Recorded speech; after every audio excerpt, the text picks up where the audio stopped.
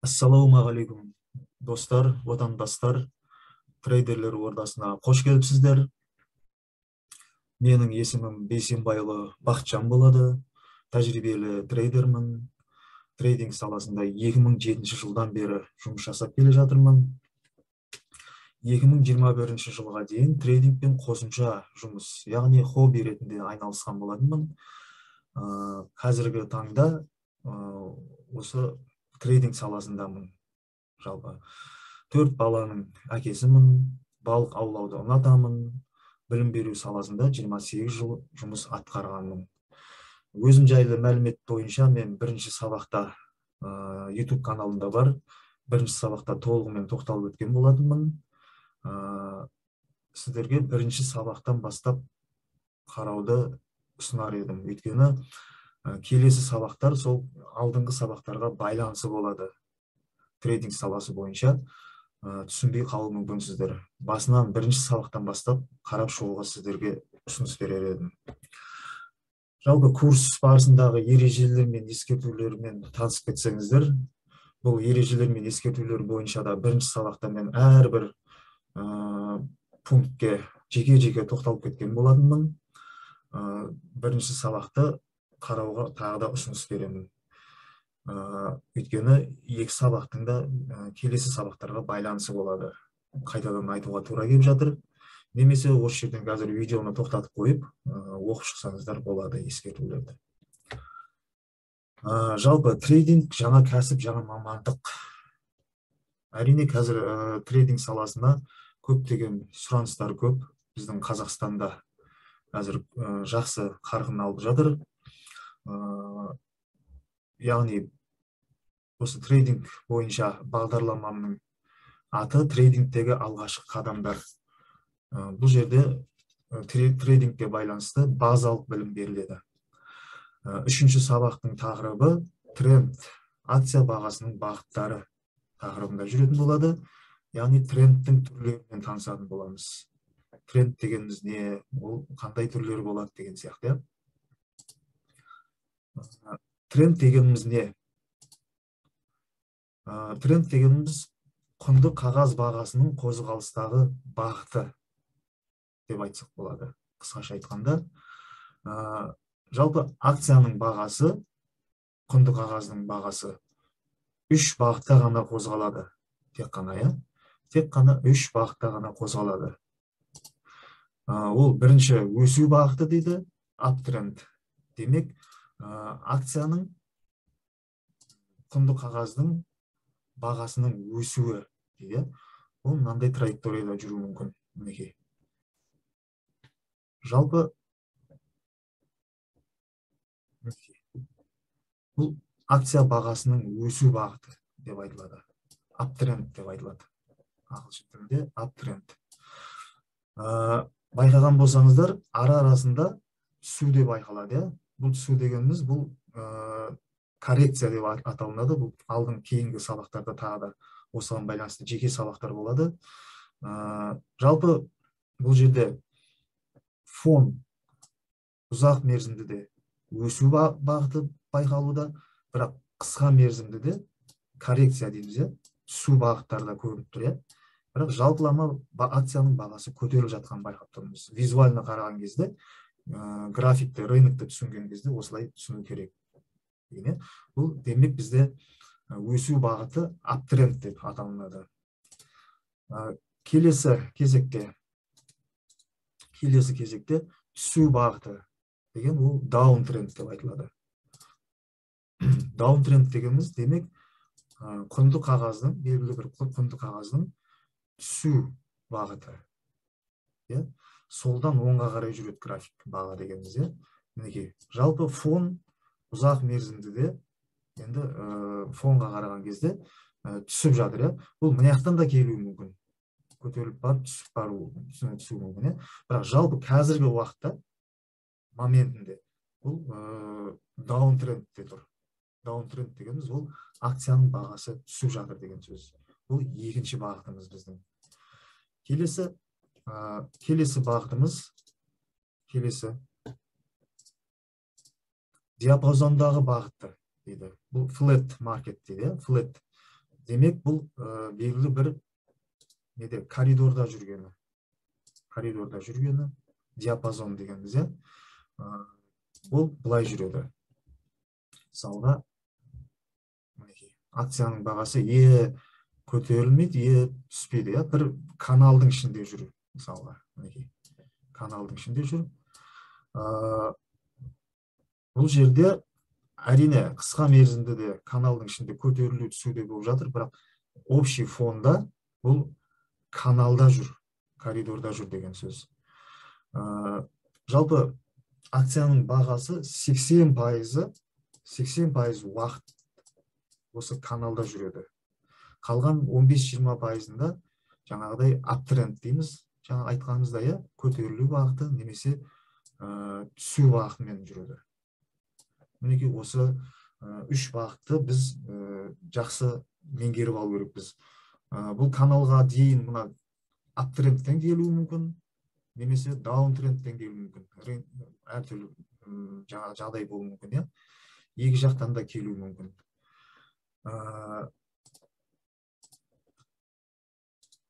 Келесі кезекте мінекей осы акцияның бағасы 3 бағытта ғана қозғалады. Ешқандай қиындық жоқ. Рынокты түсіну керек тек қана, визуалды түрде қараған кезде сіз түсініп отыру керексіз. Демек, қағидат бар трейдерлерде, тренд is your friend дейді. Тренд сіздің досыңыз деген, былай тікелей аударған кезде солай айтылады. Тренд сіздің көмекшіңіз деуге де болады деген сияқты. Сауда жасау барысында акциялармен осы трендпен сауда жасасақ, бұл мүмкіндік басымдау болады деген сияқты. Енді бағаның көтерілу бағыты бойынша, аптренд бойынша, бағаның өсу бағытында long position ашылады. Яғни ол сатып алу позициясы дегеніміз. Демек, аптренд жүріп келе жатқан біз байқадық, мысалға, мінекей,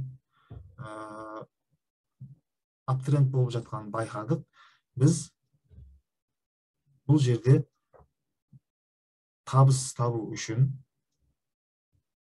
сатып алу керекпіз, мысалға, акцияны. Мысалы, мына жерде баға деңгейі болады, ол бойынша да сабақ келетін болады. Баға деңгейіне тест тексеру жасалынып, одан кейін бар нүктеміз, сатып алу нүктеміз мына жерде болады, мысалға, біз сатып алу, мына жерден біз сатып алғысақ, мысалға, плюс белгілі бір акцияның 100 акция сатып алғысақ, біз демек long position'дамыз. Біз сатып алу позициясындамыз деген сөз. Сізде акцияңыз сатып алған болсаңыз, сіз позицияда, long позициясында отыр деген сөз. Осы жерден сатып алғаннан кейін, мына жерден сатып жібересіз. Сіз позиция, long позициядан шыққан есебі боласыз. Long позициядан шығасыз, мына жерде сатып жіберсеңіз, sell деген уже сату. Мына жерде buy, мысалы, сатып аласыз. Buy. Мына айырмасы сіздің табысыңыз, осы екі арадағы қанша цент болады, мысалға. Long position дегенді осылай түсіну керек. Егерде сіз акция сатып алсаңыз, сізде сатып алған акцияңыз long position болады, сатып алу позициясында тұрасыз.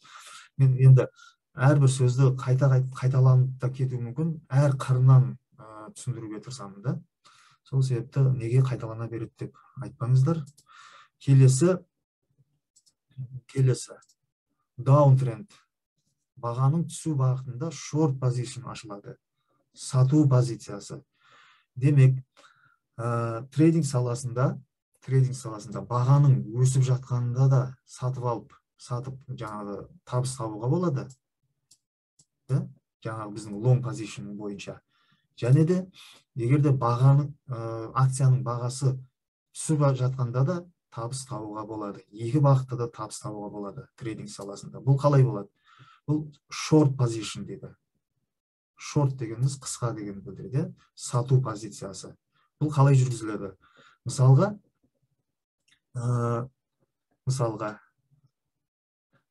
мына жерде қазір көрсетейін. Даун тренд келе жатқанын сіз байқадыңыз. Анализ жасау арқылы, даун тренд. Белгілі бір деңгей бар. Бұл даун тренд ары қарай жалғасуы мүмкін деген жорамалмен сізде жоқ акцияны сатып жібересіз. Оны қалай сатып жібересіз? Мысалға, брокер арқылы жұмыс жасаймыз ғой біз. Сіз брокерге тапсырыс бересіз. Өзіңіздің жорамалыңыз бойынша, анализіңіз бойынша, мына акцияның бағасы ары қарай да түсуі мүмкін деген сияқты. Өзіңіздің мына жерге дейін түсуі мүмкін деп. Демек, сіз қымбат, мына жерде қымбат болып тұр ғой, осы жерде брокерге заявка бересіз, тапсырыс бересіз. Брокерден сіз қарызға акцияны акция алып сатып жібересіз осы жерде. Мысалға, $10 алып сатып жібересіз. Сату позициясы, шорт дейді. Белгілі бір уақыт келген кезде, мына жерге мысалға 9 центке келді. 9 центке келді. 9 центке келген кезде сіз осы $9 100 акцияны қайтадан сатып аласыз да, 100 акцияны сатып аласыз да, брокерге осы 100 акцияны қайтарасыз. Сіз акцияны қайтарасыз брокерге. Сонда сіздің айырмасы $1 болып тұр ғой, $1. Сонда сіздің табысыңыз $100 болып тұр. Бұны short position дейді. Бағаның түсіп жатқанында табыс табу. Ал бағаның көтеріліп жатқанында ол сіз өзіңіз жаңағы бар ақшаңызға сатып аласыз да, көтерілген кезде сатып жібересіз. Екеуінің айырмашылығы осы. Яғни трейдинг саласында бағаның өсіп жатқанында да және де түсіп жатқанда да табыс табуға болады. Бірақ бұл short position'ды жаңағы айтып кететін мәселе бар. Бұл жерде пайыз жүреді. Сіз брокерден қарызға акция алып сатқаныңыз үшін белгілі бір пайызды төлейтін боласыз. Бұл процентпен жүреді, кредит ретінде беріледі. Сол себепті мен шорт сату позициясымен жұмыс жасамаймын. Менікі тек қана сатып алу, лонг. Бұл жерде процент ешнәрсе жоқ. Өзіңіздің ақшаңызбен сауда жасай бересіз. Келесі кезекте бағаның диапазондағы бағытында long және short позициондар ашылады. Бірақ трейдерлердің көпшілігі диапазонның ішінде сауда жасамайды. Бұл диапазон дегеніміз бағанағы мынау, коридордың ішінде. Белгілі бір диапазон. Әрине, коридордың диапазонның ішінде де сауда жасауға болады. Мына нүктеден сатып алып, мына жақтан келіп сатып жіберсеңіз, немесе мына жерден шортқа кіріп, мына жерден жаңағы табысыңызды табуға да болады. Бірақ бұл өте жаңағы рискованный, стоптар ұстап қалуы мүмкін. Ол стоп бойынша да келесі сабақтарда жаңағы жұмыс жүргізетін боламыз. Біз яғни күту керекпіз. Мысалға, акция бағалары үнемі өсе бермейді. Белгілі бір уақытта өсіп, ол бір коридорда жүруі мүмкін. Мінекей. Бағана айтқанымыздай 80% диапазонда жүреді дедік қой. Осы коридордың баға деңгейі бар. Осы баға деңгейді бұзуды күтеміз. Лонгқа кіретін болсақ. Ал егерде шортқа кіретін болсақ, мына баға деңгейін бұзуды күту керек біз шортқа кіру үшін, сату үшін. Сондай мәселелер бар. Немесе бұл түсіп келатқан бағада да мындай коридорға түсіп қалуы мүмкін. Коридорға түсіп қалуы мүмкін. Оны біз мүмкіндікті күту керекпіз. Бұл ары қарай да түсуі мүмкін. Егер мына коридорда диапазонды бұзып өтетін болса, қатты импульспен кетуі мүмкін. Немесе лонгқа кірсек, мына жерде енді против тренда болып кетеді бұл жерде. Енді трендке қарсы да жасауға, бірақ сауда жасауға болады, бірақ бұл белгілі бір коррекциядан кейін жасалыну керек, иә. Мына жерде лонгқа кіреміз, сатып аламыз, мына жерде сатамыз деген сияқты, иә. Мінекей осындай 3 бағытта жүргізіледі. Енді биржалық графиктерге қарайтын болсақ, қазір бір-екі мысалдар келтіріп кетейік, көрсетіп. Мысалға Apple акциясын қарайық. Байқаған болсаңыздар, мінекей историяда, неде қарайтын болсақ, тарихта қарайтын болсақ, мінекей көтеріледі баға, белгілі бір коридорда жүреді, одан коридордан түседі, даунтренд деген сияқты. Тағы бір коридорға түсіп қалды, міне ұзақ коридорға, мінекей аптренд деген сияқты. Яғни рынокта тек қана сатып алушылар мен сатушылар жұмыс жасайды. Сатып алушылар, алдыңғы сабақтарда айтқандай, сатып алушылар басымдық көрсететін болса, көп болатын болса, ол баға жоғары қарай жүреді. Ал егерде сатушылар басымдық көрсетсе, ол баға төмен түседі деген сөз, иә. Көптеген мысалдар бар, миллион мысал келтіруге болады. Мінекей мына коридорда даунтрендпен келе жатыр моментінде, қазір қысқа мерзімді де, бірақ ұзақ мерзімді де аптренд келе жатыр. Ал қысқа мерзімді де мына жерде даунтренд, осы жерде мына коррекция коридордан, мінекей мына жерде өсу байқалып жатыр. Міне осы жерден бастап, осы жерден біз сатып алу нүктесі болады деген сияқты. Бұл бойынша тереңірек келесі сабақтарда тағы да айтылатын болады. Байқаған болсаңыздар, мінекей сатып алу, сату, сатып алу, сату. Мысалға, не үшін коррекция жүреді мына жерде? Мысалға, мен мына жерде сатып алған болуы мүмкін, акциямды. Бірнеше көптеген трейдерлер, фондтар болады. Осы жерде сатып алып, уже көтерілген кезде сата бастайды. Әрине, көтерілген кезде сатушылар көбейеді, сол сатудың есебінен бұл коррекцияға түседі. Баға түседі деген сөз. Қайтадан мына жерде сатып алынады. Сатқан кезде кішкене түседі. Бірақ жалпы фон өсу трендімен кетіп бара жатыр. Көптеген мысалдарды келтіруге болады. Айтқанымдай, мысалға басқа акцияларды қарайтын болсақ та, мінекей мына жерде енді ұзақ мерзімді де бір коридорда жүр ғой. Коридорда жүр, бірақ оның арасында мінекей аптренд тұр. Даунтренд мінекей. Ұзын коридор. Коридордың ішінің өзінде де нелер бар. Өсу, коридордың ішінде де өсу түсулер бар, диапазонның ішінде. Тек қана екі қатысушы бар. Сатушы, сатып алушы деген осы жерден білуге болады. Тағы бір мысал, кез келген графикті ашсақ, мінекей. Қазіргі уақытта мына жерде аптренд келіп жатыр. Жалпы бірақ ұзақ мерзімді глобалды айтатын болсақ, даунтренд, глобальный ол енді инвесторларға тиімді болады жұмыс істеуге. Ал біздікі мысалға day trading дегеніміз, ол күнделікті сауда істеу, күніге позицияны ашып жауып тастау деген сөз. Мына жерде міне аптренд келе жатыр деген сияқты. Осындай мысалдар көп. Визуально қарау керек, индикаторларды пайдаланады. Индикаторлар емес, визуально өзің шынайы қарап, анализ жасаған дұрыс болады. Трендтер бойынша осындай сабағымыз. Ұзақ қылып жіберуге де тырыспаймын мен сабақты, өйткені жаңағы информация көбейіп кеткеннен кейін де сапасыз болып қалады.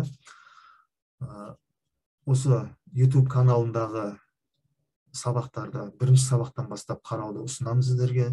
Және де лайк басуды ұмытпаңыздар. Сұрақтарыңыз болса, сол YouTube каналындағы астындағы чат бөлүмүнө жазып отуруңуздар.